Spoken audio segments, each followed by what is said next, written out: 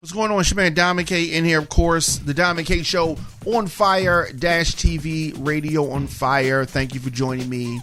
Thank you for tuning in. So, the chair, the folded chair, I understand after the Riverside Brawl that the chair was going to become a popular thing with our people. In Detroit, a man's folded chair. He knocked out a rival. I mean, it was like he was in a WWE.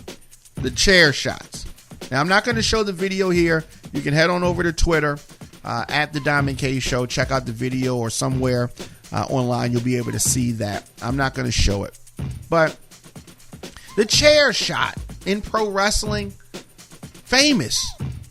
I don't know, the last 30 years maybe. It's pretty much a part of pop culture. So the Riverside Brawl didn't invent the chair shot. But, I don't know. Today, if you are somewhere and someone hits a civilian, another civilian hits a civilian with a chair, spectators will often make pro wrestling references. I've been in nightclubs and bars where fights broke out and people hit somebody with a chair. So it's something that's really happened for a long time. Now, the chair shot from the rowdy riverboat brawl, you know, the guy that was wearing a black tank top and the white baseball hat swooped in and cleaned house by cracking some of those folks with the chair. It's been popularized since then. Now, this video clip that surfaced shows this physical altercation between a guy, this is in Detroit. The man could be seen backpedaling while swinging his folded chair at a man who was charging right at him. Now, after connecting with a few chair shots to the back, the chair-wielding man delivered a knockout, hellacious blow to the guy's head, and it was pretty brutal. It reminded me of The Rock hitting Mankind, or was he Mick Foley? I think it was Mankind. Hitting him over the head with the chair and just knocking him out, and it took me back to that. But it was a pretty vicious chair shot. I don't know if this is going to turn out well. First of all, I hope that the guy that got hit's okay. Probably, could have a concussion. It was a pretty bad shot. Now, the guy who was hitting him with the chair, I don't know if you know, police are not going to, look kindly to that. It's one of those things that I get in a fight, stuff happens, people drinking, it goes down. I'm not going to say that it does not go down, because it does. But the police are definitely going to be looking into it, I'm sure. 2 more folks have been arrested in the Alabama riverboat brawl. This that drew the national attention. We were just speaking about that. So police announced yesterday that they arrested 2 more boaters on misdemeanor assault charges in connection with this brawl. Now, this melee where, everything just broke down along racial lines began on Saturday evening, and it just, I don't know. The riverboat's co-captain took another vessel to shore to attempt to move the pontoon boat that was there, and he was attacked by several white people from the private boat, and then the video showed him being punched and shoved, and crew members and others later confronted the pontoon boat party, and more fighting broke out. Video showed people being shoved and punched and kicked, and the gentleman wearing the white hat began hitting people with the chair. At least one person knocked in the water. It was something to see. Now, the 3 white boaters are so far the only people that have been charged. Police said that there are more charges likely as they continue to review the video footage of the fight. Now, the brawl circulated on social media and really put a negative spotlight on Alabama And it was absolutely unnecessary, uncalled for. Governor Kay Ivey said of the violence that transpired. So you're definitely going to continue to hear about that. And in Georgia, let's talk about this. In Georgia, there's a teacher that wants to overturn her firing for reading a book to students about gender identity. So the Georgia public school teacher, she took the stand today, and she's trying to get this firing reversed because she believes that she didn't do anything wrong. She's been a teacher for 10 years. However, she got in trouble over the spring for reading a picture book. The book is called My Shadow is Purple. She was working at the Due West Elementary School in Cobb County. This is a very conservative district. Case has drawn wide attention, and this is probably a test of what public school teachers can and cannot teach in class. In addition to that, how much a school system can control teachers, and whether parents can veto instructions that they dislike. So, when I was in school, there was a curriculum. It was laid out. You knew what it was. Math, English, science, social studies, stuff like that. But now it has grown to increase different things. And of course, history is part of that. That's controversial to people now, history. But this teacher was reading a book on gender fluidity to a 5th grade class. Now, I don't agree with that. I think the 5th graders are too young. Now, some people are going to say, oh, no, 5th graders are old. No, I think that they're too young for this. Now, this is probably not the first time that they've heard about the LGBTQ community in the 5th grade. But Katie Renderly has been teaching for 10 years. So she knew that this was something that was a sensitive topic, bare minimum. So there is a nationwide conservative backlash to books and teaching about LGBTQ plus subjects in school. I don't think that elementary school kids need this topic from their teachers. So, according to her attorney, this termination is unrelated to education. The lawyer defending Ritterly says, now, it exists to create political scapegoats for the elected leadership of this district. Reading a children's book to children is not against the law. Now, we have to unpack that, and her attorney's name is Craig Goodmark. So listen, Mr. Goodmark is trying to say that the teacher, Renderly, is really the victim, and all she's doing is reading a children's book. No, you know that the topic of that book was sensitive and controversial. She knew it, but she thought, oh, it's a picture book. I got it here at the school fair, book fair, right? And she's trying to play dumb. But you're not dumb. You know better. Now, officials in Cobb County, which is Georgia's 2nd largest school district, argue that Renderly broke the school district's rules, and they have rules against teaching on controversial subjects, and fired her after complaints. So I don't think she should have been fired for this. Maybe suspended. Maybe you check the book. You tell her don't read it again. Whatever. But according to an attorney that's representing the school district, they said introducing the topic of gender identity or gender fluidity to the class that is filled with elementary grade students was inappropriate and violated the school district's policies. So, of course, she countered that reading the book wasn't wrong. No, you can read the book yourself, but reading it to the class, that's wrong. That's wrong. She testified that she believed it was appropriate And not only did she believe it was appropriate, she claims that it was not a sensitive topic. So here's the thing. Either this teacher is too ignorant to be teaching, or she's a liar. Because she knew that it wasn't appropriate, and she daggone sure knew that it was a sensitive topic. This is a 5th grade class.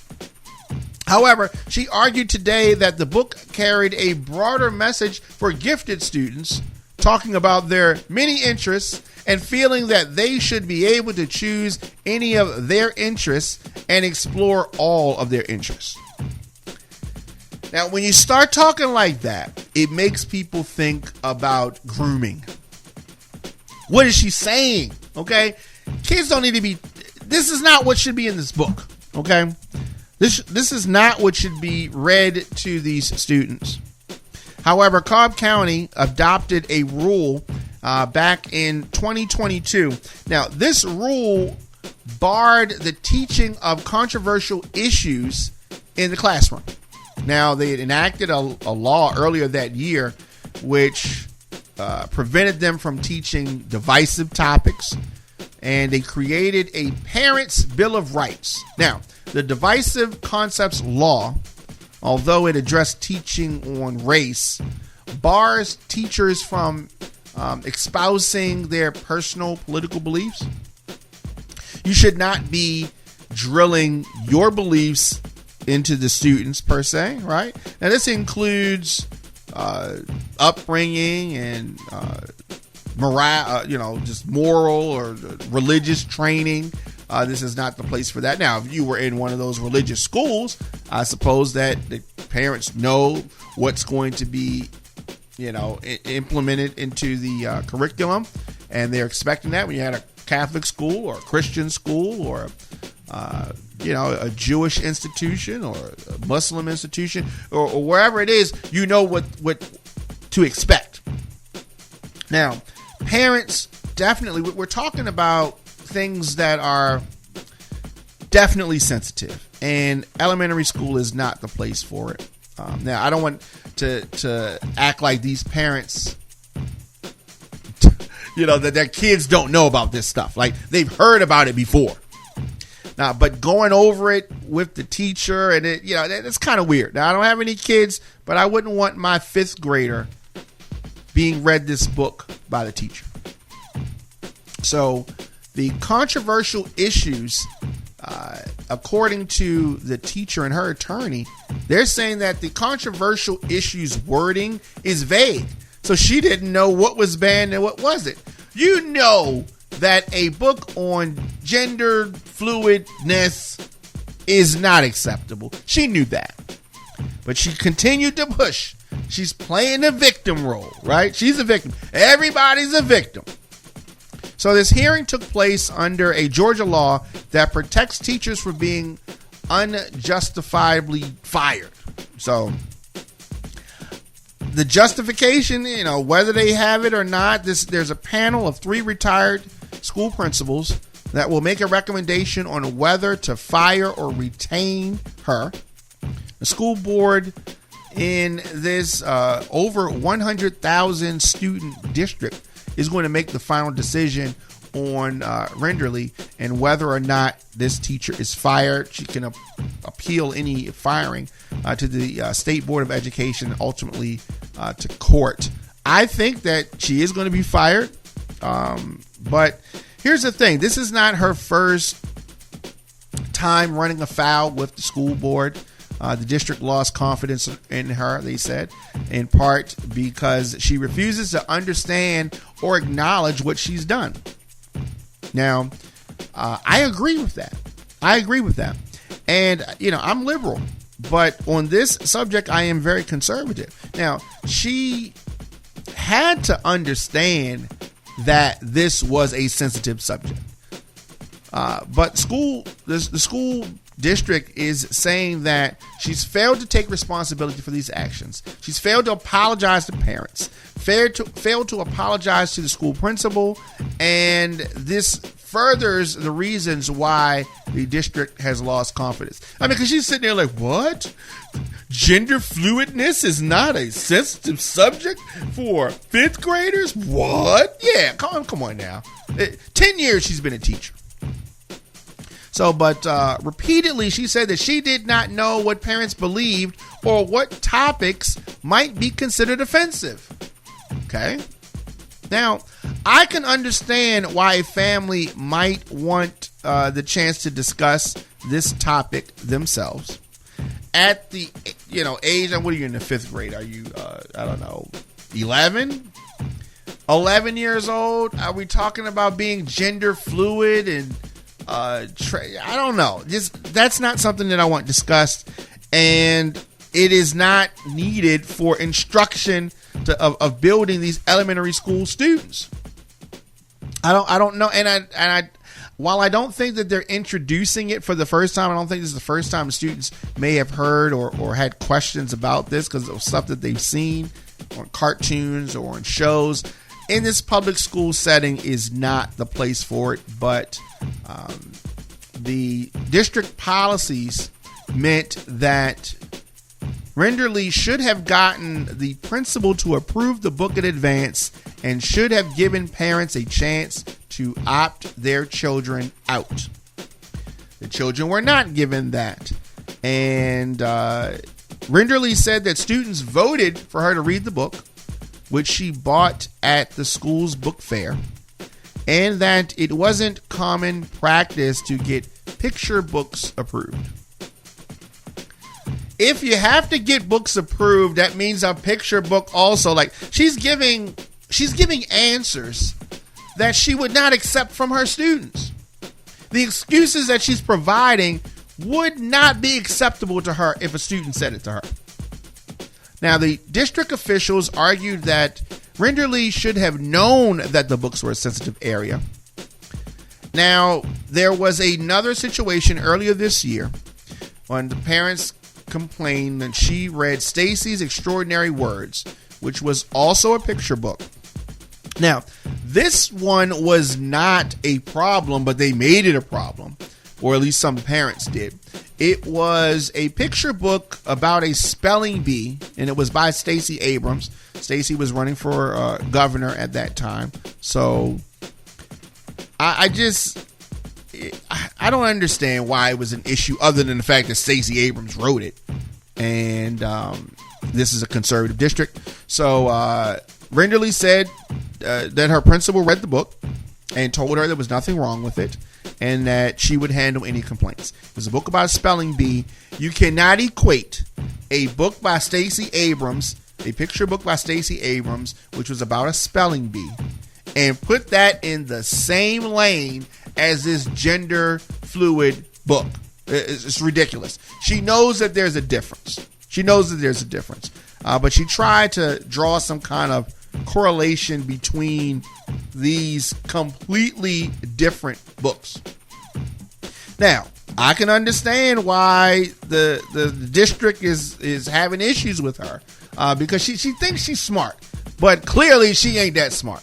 So I think that she's going to end up appealing this. We're going to continue to see stories like this where teachers are going to be trying to push the envelope, and ultimately the school district is going to have the last say so. Parents should be teaching their children.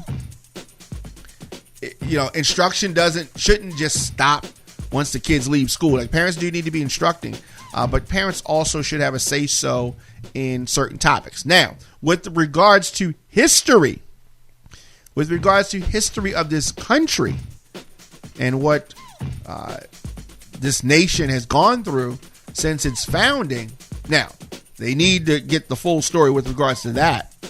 That's taught on a level of their age.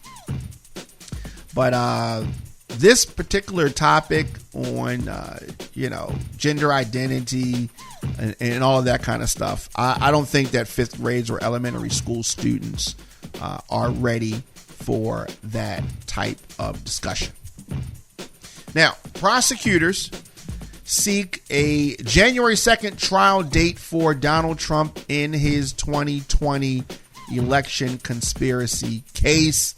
This thing is heating up. Prosecutors with special counsel Jack Smith's team asked the judge today to set the January 2nd trial date for former President Trump.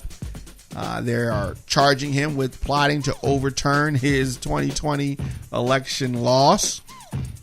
Now, if the judge, Chatunkin, agrees with the proposal, the case against the early frontrunner for the 2024 Republican presidential primary would open right before the anniversary, ironically, of the January 6, 2021 riot at the Capitol, which was fueled by Trump's lies about the election.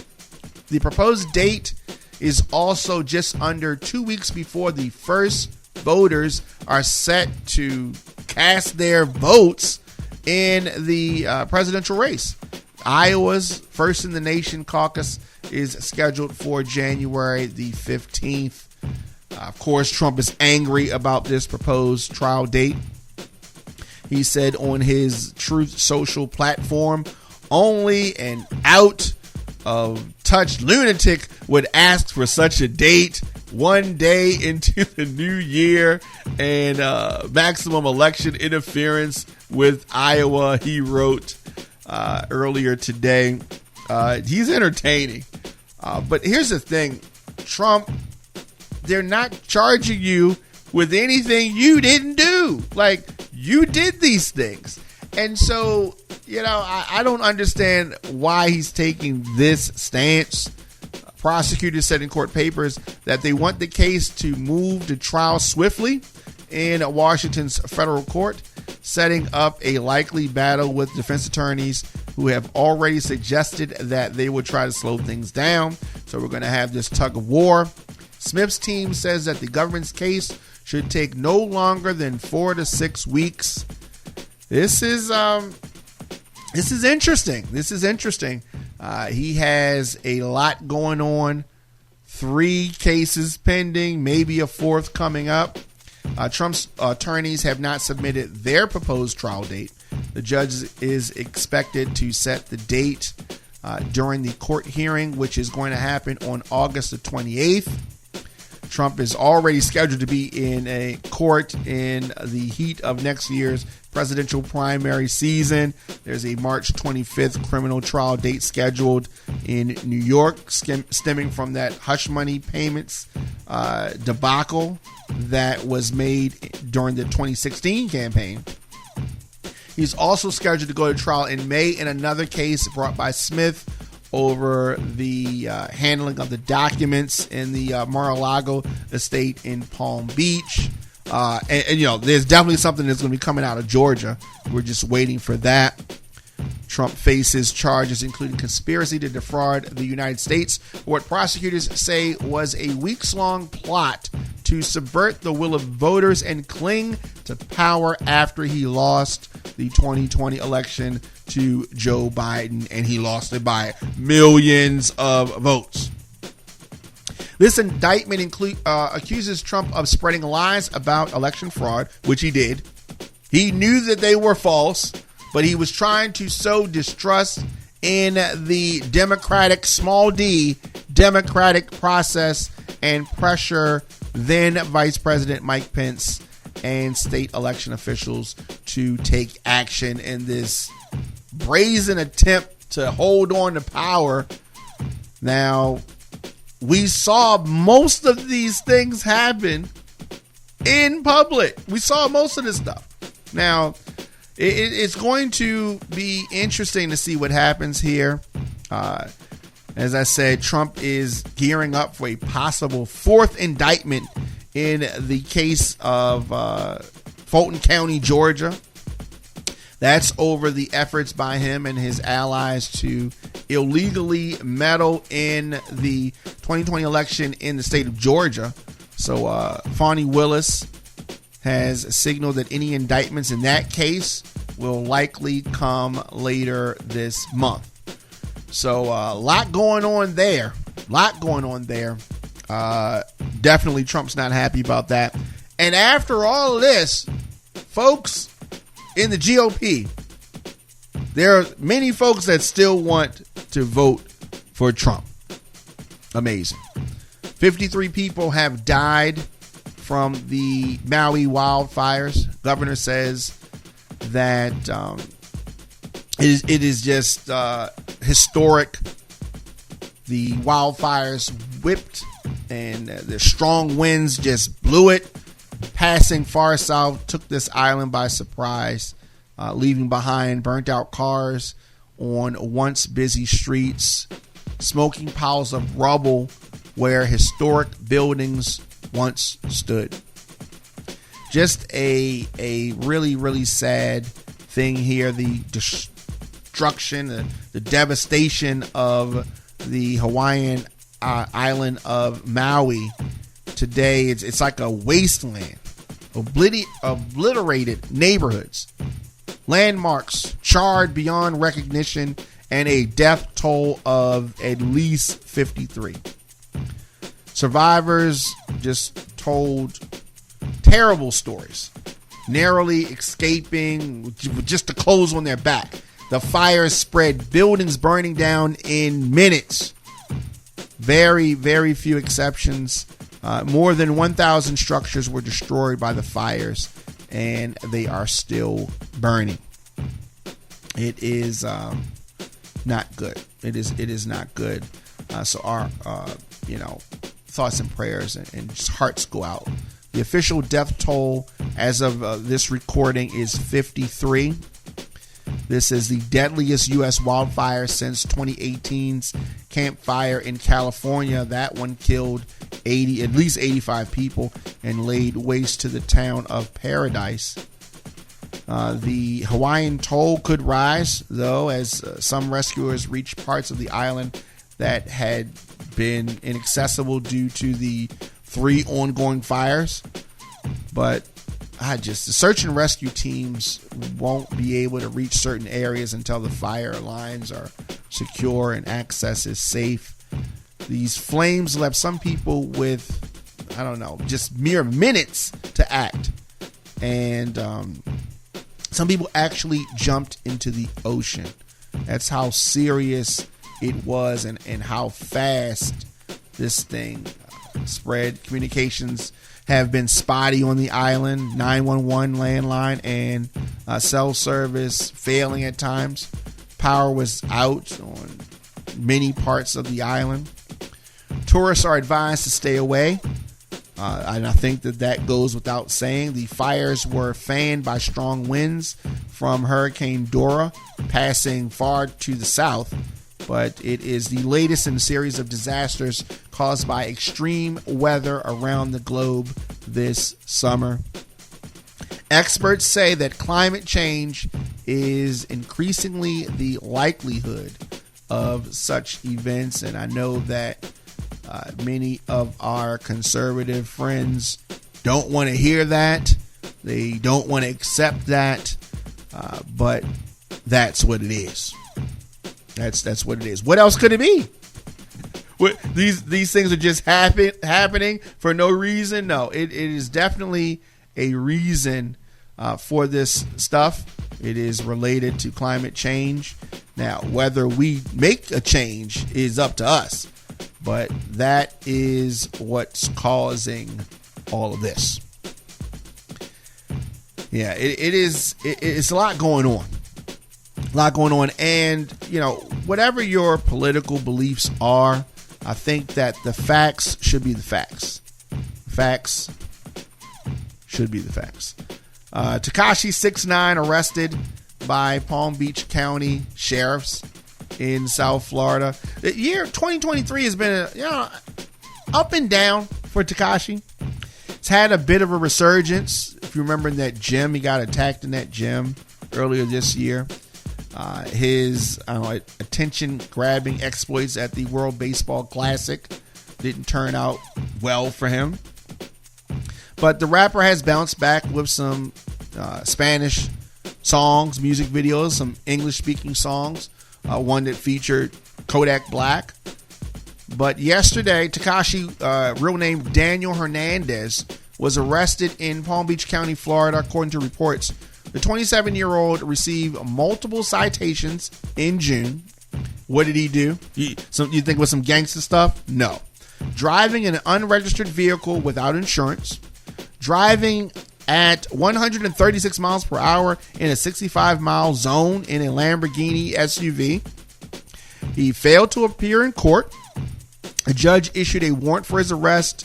Law enforcement caught up with him while he was committing another infraction with his vehicle. Traffic stop revealed that 6ix9ine operated that vehicle without a license, and he was put in jail around 9 p.m. and released shortly after midnight on $2,000 bond. Now, yes, he's 27 years old. You got to get focused, man. This is ridiculous. Like, this is just silliness. Okay, he should not be driving the vehicle without the license. I don't know. It's just it's kind of crazy when you think about it. It's kind of crazy, but that's what he's dealing with. You know, and I know a lot of folks don't mess with him like that no more, and think that he deserves what he's getting and all that kind of stuff. But I don't know. I would like to see him get things in order. Some people are just not gonna rock his music no more. Some people are, but that's what's going on with that dude. Now, Lil Tay speaks out amid news of her death. She claims that her Instagram was hacked. There was a lot of questions going around for this viral child star Lil Tay. On her Instagram page, it claimed that she and her brother were dead. It left many people wondering what happened. The news could not be confirmed. And now Tay has spoken to TMZ. Did it herself. She denied rumors in a statement which read, "I want to make it clear that my brother and I are safe and alive, but I'm completely heartbroken and struggling to even find the right words to say. It's been a very traumatizing 24 hours. All day yesterday, I was bombarded with endless, heartbreaking, and tearful phone calls from loved ones, all while trying to sort out this mess."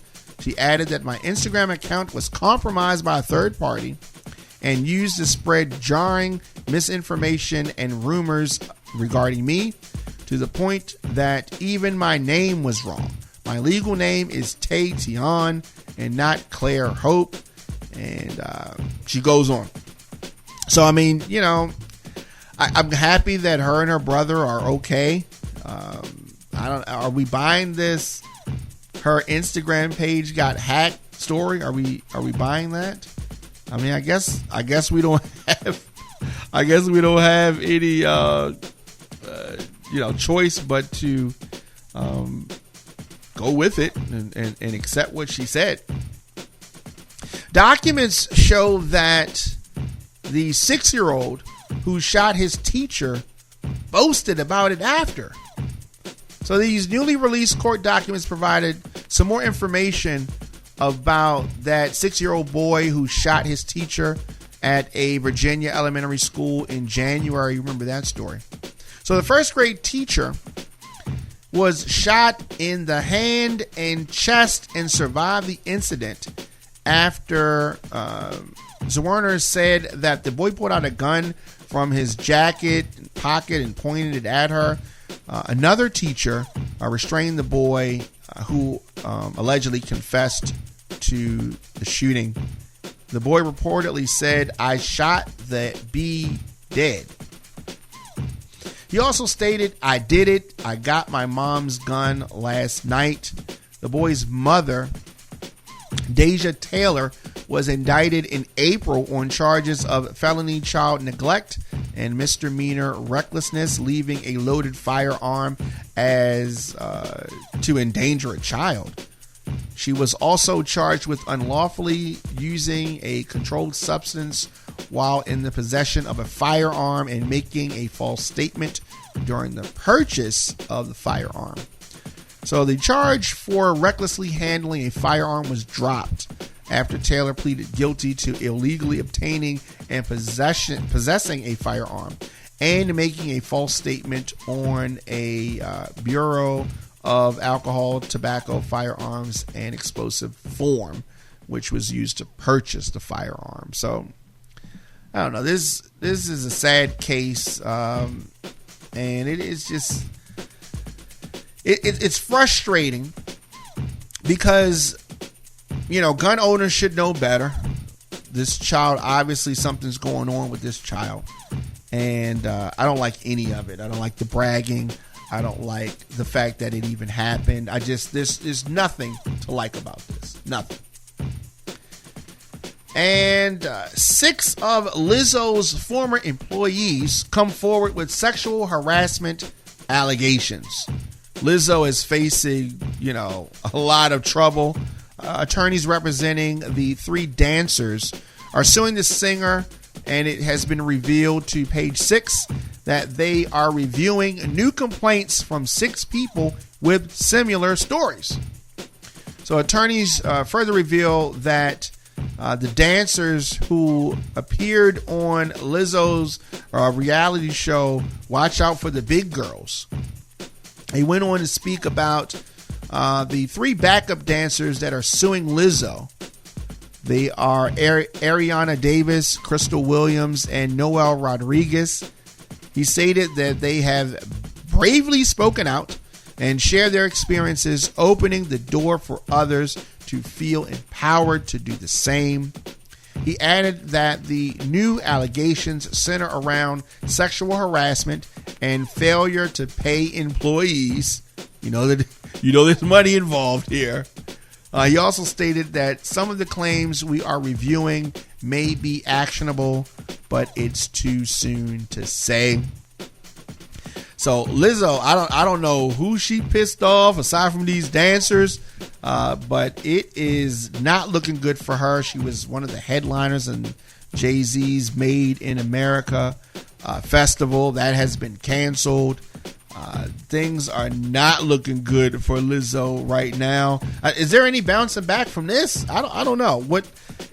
Her brand has been damaged, and I don't know if there's any coming back from this. Foot Locker reportedly declines Yeezy restocks over PR concerns.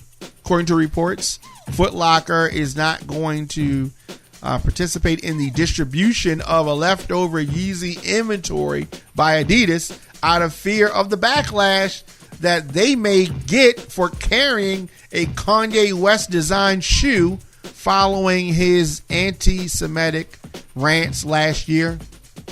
Oh, there were so many people saying, he's going to get that back. And now that they're trying to, liquidate some of this stuff, Shoe City's going out of business. Foot Locker's not going to carry it. I guess maybe Downtown Locker Room's going to carry it. What's more, the retailer found it difficult to find a charity to, help with the sale of the Yeezys when things began to fall apart for Ye after the split with Adidas. Foot Locker wasted little time pulling shoes from their shelves, and he issued a statement condemning his remarks and the designer, rapper, fashion folk. The statement said that Foot Locker Inc. does not tolerate any form of anti-Semitism or hateful or discriminatory behavior, they said at that time. And while we remain a partner with Adidas and carry a wide assortment of their collections, we will not be supporting any future Yeezy product drops, and we have instructed our retail operators to pull any existing product from our shelves and digital sites. Ouch. So I don't know what's going to happen there. I mean, you need Foot Locker if you are a sneaker brand. If you lose Foot Locker and you are a sneaker brand, that's not good. That is not good. Last thing, Tory Lanez has shared a message with or for his supporters. Of course, you remember 2022, December, Tory Lanez, a real name, Daystar Peterson, was convicted of assault with a semi-automatic weapon, carrying a loaded unregistered firearm in a vehicle, and discharging a firearm with gross negligence at the court appearance in Los Angeles Superior Court. Now, he tried to get a new legal team. That did not work out. He has remained behind bars for shooting Meg Thee Stallion in the foot back in 2020. They were leaving a house party at Kylie Jenner's place. So earlier this week, the Canadian rapper was sentenced to 10 years in prison. Today, he released a statement on Instagram to his supporters explaining his thought process in the courtroom and clarifying, or I'm going to say changing, his previous apology. Of course, he maintained his innocence. Now, he claims that he didn't do this. He claims that he, is being targeted. He didn't do none of this stuff, okay? It was his gun, right? He should have pled guilty to something. He should have pled guilty to something because this whole victim thing, I think it is super whack. I think him playing the victim is super whack. But he is going to do it. He's been doing it, and he is continuing to do it. Here is his statement. To the umbrellas, I have never let a hard time intimidate me. I will never let no jail time eliminate me. Regardless of how they try to spin my words, I have always maintained my innocence, and I always will. This week in court, I took responsibility for all verbal and intimate moments that I shared with the parties involved. That's it. That is not what he did, okay? You need to keep the same energy that you had in court, because this is not how you was carrying it in court. Let me continue. In no way, shape, or form was I apologizing for the charges I'm being wrongfully convicted of. I remain on the stance that I refuse to apologize for something that I did not do. I've faced adversity my whole life, and every time it looked like I would lose, I came out on top. This is nothing but another moment where my back is against the wall, and I refuse to stop fighting till I come out victorious. Tough times don't last. Tough people do.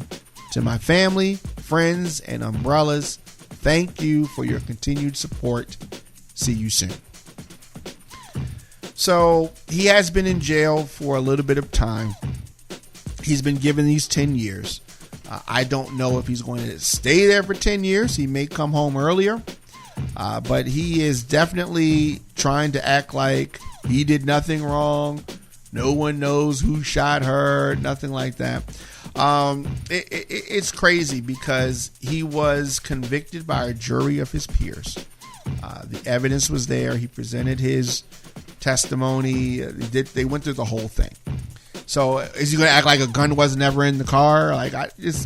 It's sad that he's looking at the whole thing like this. But he's got more time to think about it. We're going to see how things turn out. Maybe he'll change. No, maybe he'll change his tune. Maybe. I don't know. Definitely, of course, your man Diamond K in here at the Diamond K Show on all social media. 6 p.m. New episodes of the program drop. Anywhere you get your podcast, just search the Diamond K Show or click the link below to check out all of my programs. You can definitely hit me up, djddiamondk@gmail.com, on fire-tv radio on fire. I will be back here tomorrow. See you then. It ain't a real brunch unless it's iconic. Every Sunday, Belize Rooftop presents Brunch on Sunday. Brunch in Belize, featuring the L Show from 12 to 5. The best food, the best vibes, and the best view in the city. The Belize Rooftop Brunch with music by Super DJ Big L. That's right, your boy Super DJ Big L. Brunch at Belize. You ain't never experienced brunch like this with the L Show. See you soon. Get ready for Brunch at Belize Rooftop, featuring The L Show, each and every Sunday, 316 Guilford Ave. Doors open at 12 noon to 5 p.m. Music by Super DJ Big L. Come out and enjoy plump shrimp and grits and our signature chicken and waffles, home fries to die for, and $25 crafts of mimosas. For tickets and cabana reservations, go to brunchandbelize.eventbrite.com or call 667-256-5025. Island Vibes, no passport needed.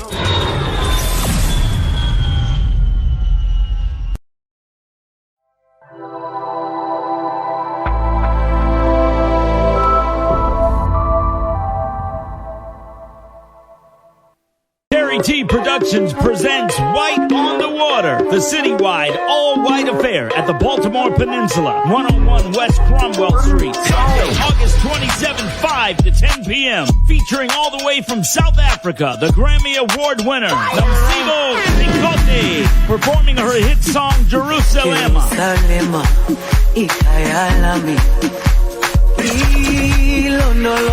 Also, Lord Day performing his hit single, Ooh, Work It. Ooh, ooh, ooh, ooh. Baltimore's hottest DJs will be on the wheel, all hosted by April Watts, Darren Big Status Peaks, and Stephen Bell. It's an open bar, y'all. All you can drink until 8 p.m. Listen, this party is gonna be damn ridiculous. Tables at just $400. Advance tickets $60. Get your tickets now at Eventbrite, M&K Music Warehouse, Security Mall, Silver Star Restaurant, 801 Bonaparte Avenue, Marshall's Music, 1946 West Pratt Street. For more info and table reservations, call 443-953-1966. It's White on the Water, the citywide all-white affair, featuring all the way from South Africa, the Grammy Award winner, Namsibo Zikode, performing her hit song, Jerusalem. This is another Terry T production. You already know it's gonna be lit. What's up, Baltimore? This your guy, the legendary DJ Terry T. Thank you for your continued support.